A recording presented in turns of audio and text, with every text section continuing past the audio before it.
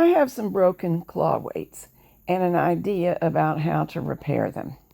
You'll see me using something that I also employ to create new tools from scratch. Here's my book on doing that. It's actually 2 books combined into one, plus some knitting patterns. And in case that interests you, there will be a link in the program notes. But today we're repairing rather than making tools from scratch. This one is a Superba weight. They are much loved by users of Superba knitting machines, but very famous for doing this. The design involves a tiny little post that easily breaks off. This other one is a Japanese machine weight. They're not as fragile, but of course eventually everything wears out. This one also has a tooth that needs straightening, and I'll deal with that separately. Let's start by making sure that all of the pieces are oriented in the way they were originally intended to be. That'll give us the best possible fit. Now I'm going to use this steel stick, which is a 2-part epoxy putty. This one includes some steel reinforcing, thus the name. It's a JB Weld product.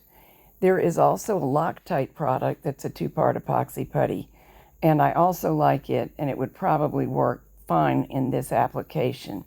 For tool making, I do use the steel stick almost exclusively. These products consist of 2 sets of chemicals. The inner core is one, the outer is another, and we need them together to make a unified product. Often we can feel it heat up as the epoxy forms. The color becomes uniform, the putty becomes very workable, and you have a small window of time in which to work that putty into the area that you want it to hold. I won't be able to fold my weights after this, but I'm not going to take them on the road, so it doesn't matter, and they will be useful again. The epoxy sticks to most things, so it should stick to the plastic and to the metal, thus holding the tooth part and the weight part together and making the weight function just as intended. On to the second weight, the Superba one.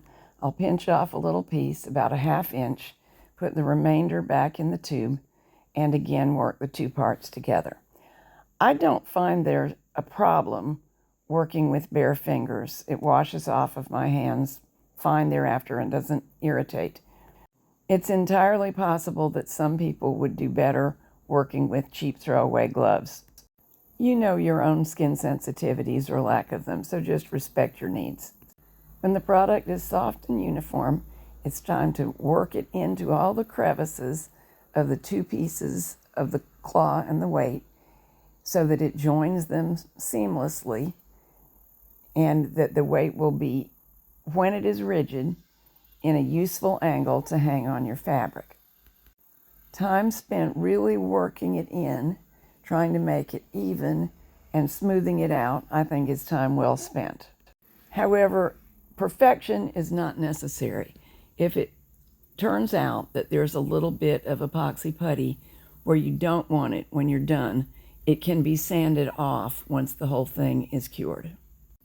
Super thin spots tend to just break off, so I'm nudging it together to try to make sure everything is thick enough to stay attached, to adhere the putty to itself, which it does really well, and big enough pieces surrounding both parts to adhere to both of them as well. The cured product only takes maybe an hour to get that way and makes a sharp sound when you tap on it. I'll play that again and be quiet so you can hear it in real life. The repaired product won't usually be beautiful, but that's not exactly the point. These will be functional knitting weights again.